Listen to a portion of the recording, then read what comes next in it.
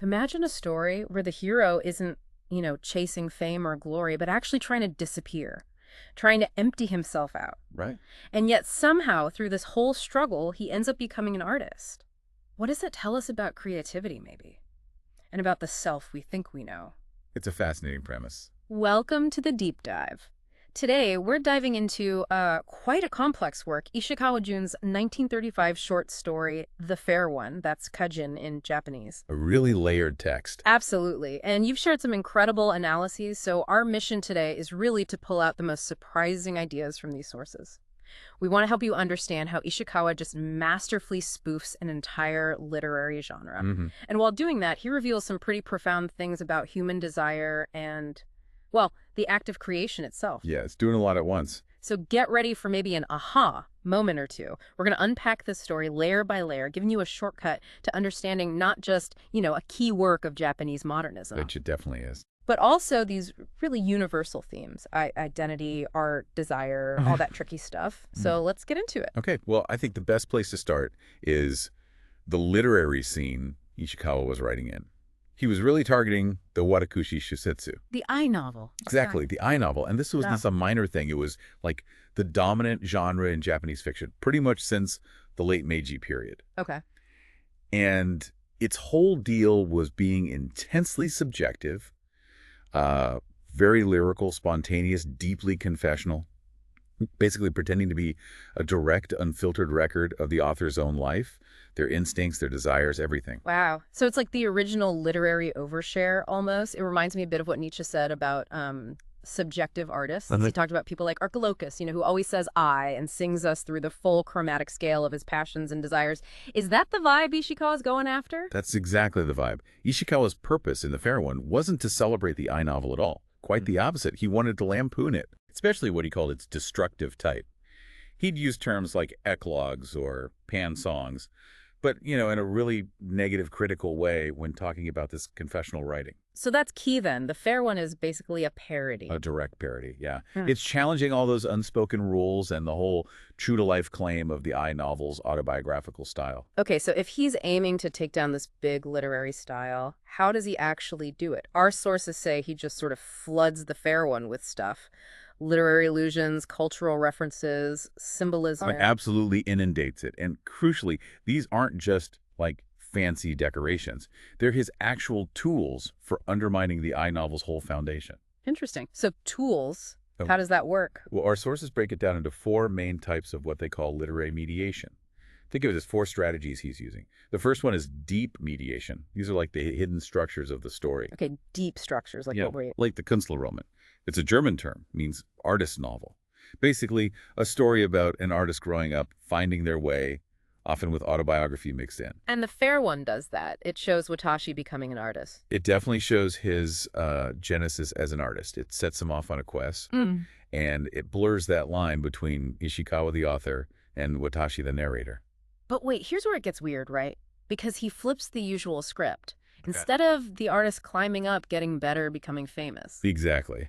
Watashi goes through an intergen, a downgoing. He starts off perched atop a hill and literally ends up crawling through mud like a wild beast. Wow. So not the heroic artist journey at all. Not at all. He's presented more like a deranged lunatic, not driven by inner genius, but by these outside forces like Pan, this primal energy. That's a really radical twist on the artist novel. It is. And that downgoing gets even more intense because the story also functions as a possession novel. Possession novel? What's that? Think of a narrator who's caught between being objective and subjective. Almost like they're just a channel, know, a passive vessel for some possessing spirit. Okay. In this story, Watashi is torn. He's pulled between Pan representing the life drive, Eros, and the nothing, which is like the death drive, the matatos. Yeah. This massive internal conflict is what shapes his bizarre path to becoming an artist. And this whole idea of possession, mononoke, that's got deep roots in Japanese literature, doesn't it? Absolutely. It's everywhere in the classics. Tsubi Monogatari, Konjaku Monogatari, Shunu plays like Ao no U. Yeah. And some scholars even suggest a link between mono in Monogatari, which means narrative or story, and mononoke, the possessing spirit. So like storytelling itself is linked to being possessed. It's a fascinating idea, right? Yeah. And that's the connection Ishikawa makes. It's the possession elements, the influence of Pan, that actually enable Watashi's transformation into an artist. Oh, so? Han provides that wild, irrational push for him to write down his experiences. It leads directly to his birth as a writer, strangely enough. So it's through this chaos that he finds his voice. Wild. Completely. So that's the deep mediation. Then there's surface mediation. This is that web of allusions we mentioned earlier. Right, the constant references, St. Francis, Homer, Ruanji, Leonardo da Vinci. Laozi, the man who laughs film, Pan himself. It's a crazy, eclectic mix. And the point is to disrupt the I novel's realism. Exactly. To constantly remind you, hey, this isn't just a simple life story. It's constructed. It's literary. It also shows how much the Japanese literary world had opened up by the 1920s, pulling in influences from everywhere, not just China anymore. Makes sense. Okay, so deep and surface mediation. What's next? Reflexive mediation. This is where the story gets really self-aware. It draws attention to itself as a story. Ah, like metafiction. Precisely. Yeah. And the most famous example is that opening line. Watashi, no, wait, let me start again. Yeah, that immediately throws you off balance. It does. That stuttering, that self-consciousness, jishiki, it instantly tells you Watashi can't be objective. It highlights the process of writing, the struggle, not just the finished product. So you're immediately aware of the narrator wrestling with the narration itself. You are. And it creates this split, too. There's the narrating Watashi, telling the story now, and the narrated Watashi living through it back then. And the narrated one seems aware he's in a story. That's mind-bending. It is. That's narrative metalepsis, breaking the boundary between story levels. The past Watashi seems to be going through things, partly so that the future Watashi will have something to write about. Oh. Plus, he talks directly to the reader, my dear readers, Shokun. He anticipates reactions. It creates this almost conversational feel, breaking the fourth wall. Like those old Edo storytellers, the Hanashika. Exactly, that kind of playful distance between Ishikawa himself and this hysterical, pan-possessed, fictional alter ego he's created. Okay, that's reflexive. One more. The last one is figural mediation. Basically, using symbols and metaphors, injecting things that force you away from a purely literal or autobiographical reading. To open up interpretation. Right. And the big three symbols here are the navel hiso, the fair one Kajin, and the hibiscus fuyu. Okay, so those 4 types of mediation are his toolkit for taking apart the I novel. Got it. Now, let's track Watashi's actual journey. It's described as a kind of spiritual pilgrimage, right? Searching for the gateway to writing fiction. Yeah, and it unfolds in 4 main stages, each with a different goal, a different object he's chasing. So phase 1, the navel, what's that about? The navel, the hiso, is a metaphor for that detached, objective viewpoint, the kind a realist writer supposedly needs, like an Archimedean point, a fixed spot to see everything clearly. The ultimate objective stance. Right. And Watashi thinks he's found it, gets excited, but then he gets rebuffed by this character, Yura, and it hits him. There's no such objective center. He's stuck in his own subjectivity. Doomed to be subjective. Pretty much. And then there's this really clever little bit, a mise and a beam, a story within the story. Oh yeah, you mentioned that. Watashi briefly sketches out this novel he hasn't written yet. It's about Yura's family, her mom, her Class Day relatives, a communist brother in jail, a geisha sister, Yura herself working as a barmaid. So, real-world problems. Exactly. It's the only glimpse we get of the harsh social and economic realities of his world. It's like this tiny objective shield tucked inside his overwhelmingly subjective narrative. Really smart. Very clever. Okay, so the naval quest fails. What's phase 2? Phase 2 is the pursuit of the fair one Kajin. Kajin, meaning a beautiful woman or someone noble. Both. Oh. An unrivaled beautiful woman or a person of noble deeds and discernment. And the contrast is stark. You have this sort of messy, sporadic romance with Yura, who he describes pretty harshly, equine nostrils, hoof-like heels, almost a vampire draining his life. Ouch. Not exactly idealized. Not at all. And then you have his initial view of Misa. He sees her as this refined, ethereal, almost sacred figure, a quasi-hieratic siren. But that changes, right? You mentioned Ishikawa likes transforming female characters. He does. And Misa shifts pretty quickly from that ideal into just pure physicality. It foreshadows transformations in his other works too, like Yukari and Fugen going from bodhisattva to chi-demon. And this is where the Renenji poem comes in. I go out the gate and gaze for the fair one. But how could the fair one be here? Exactly. Watashi recites this, and Ruanji himself was this eccentric 3rd century Chinese poet, one of the 7 worthies of the bamboo grove, known for being subjective, doing transcendental whistling, chasing utopian ideals. So connecting Watashi to him highlights Watashi's own eccentricity. Yeah, and his pursuit of some ideal that's just not here, not in his grubby reality. The fair one becomes less about Misa specifically and more about that unattainable, refined ideal he's always chasing. Okay, another elusive goal. So where does he go next? Phase 3. Phase 3 is drastic. Self-negation. Trying to achieve death, basically. He starts this intense regimen to kill off all his desires, and he discovers, or decides, that he's just a mere void, empty as a cavern, totally devoid of essence, no core self. That sounds pretty bleak. It is. He compares his self-inflicted wounds, his stigmata, to St. Francis's, but says his are dedicated to useless emptiness, not God. So not a spiritual emptiness, Yeah. just nothing. Just nothing. He contrasts it with Laozi's idea of purposeful emptiness in the Tao Te Ching, saying his own is utterly useless. And this leads him to plan suicide. Yes, but interestingly, it's framed not as despair, like maybe a Kutagawa suicide 8 years earlier, which came from vague anxiety. Watashi's plan is presented as an assertion of will. An act of freedom. A display of freedom, yeah. A rebellion against Pan, against the forces driving him, rather than just giving in. Does Pan disappear during this phase? Pan's influence definitely fades. Watashi actually becomes a model boyfriend. His poetic urges, his pathological effect, they go quiet for a while. But the suicide attempt fails, Yeah. right? Hilariously, yes.